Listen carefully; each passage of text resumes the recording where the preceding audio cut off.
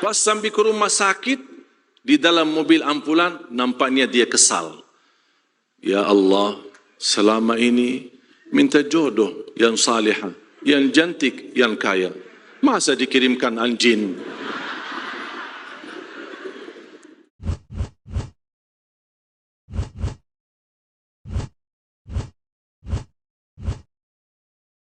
Satu kisah saja. Saya ingin membuka wawasan Bapak Ibu dan jamaah semua supaya kita tahu tidak ada yang takdir terjadi kebetulan. Pasti ada hikmah. Tapi di saat kejadian kita belum bisa tahu. Saya buat satu kisah. Ada seorang selalu berdoa, Ya Allah, minta jodoh yang salihah, yang cantik, yang kaya. Masya Allah, ini kampanye pemuda. Jadi pas banget ya.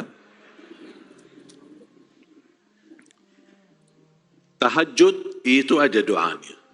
Habis salat itu aja doanya.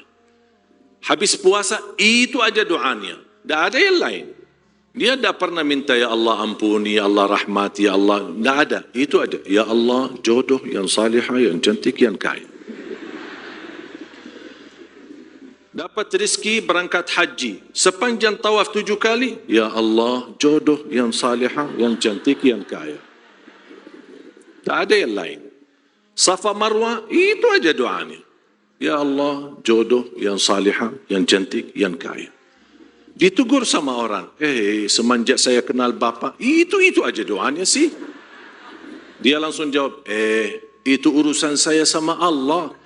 Jangan ikut campur. Memang betul, kita bebas kalau berdoa. Selama doa kita halal dan baik, bebas cara doa.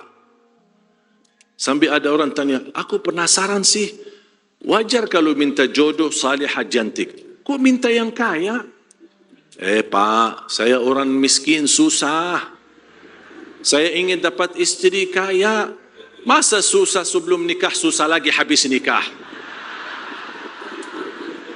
Masuk akal enggak? Masuk. Udah. Pulang dari Makkah. Dia lagi senang. Sudah saya haji, sudah doa di tanah suci. Sedang dia malam hari lagi jalan di kampung.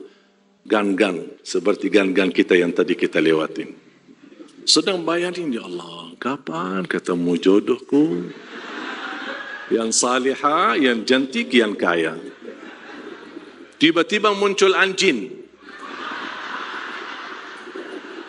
Dia lari, dikejar anjingnya. Lari lagi, dikejar. Sampai anjing berhasil gigit kakinya. Luka. Datang mobil ambulan dibawa ke rumah sakit. Dan ini sebelum corona. Pas sampai ke rumah sakit, di dalam mobil ambulan, nampaknya dia kesal. Ya Allah, selama ini minta jodoh yang salihah, yang cantik, yang kaya. Masa dikirimkan anjing? Dia masih belum tahu ada apa di balik ujian itu. Pas sampai ke rumah sakit, dirawat sama seorang wanita dokter. Cantik, salihah, menjadi jodohnya.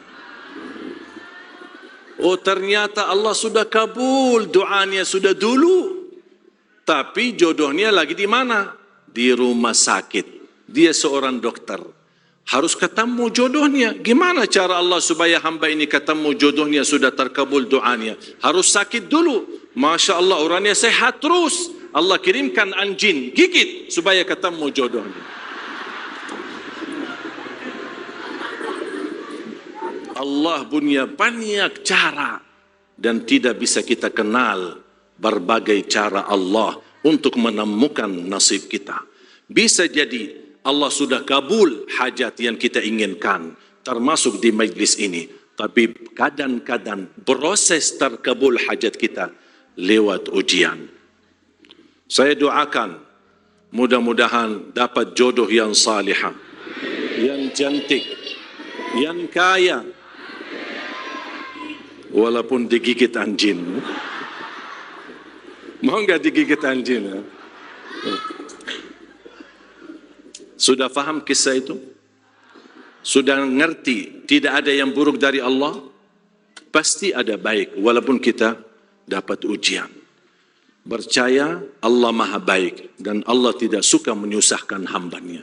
Tapi kadang-kadang proses butuh waktu dan kadang-kadang proses menghadapi keberatan ujian.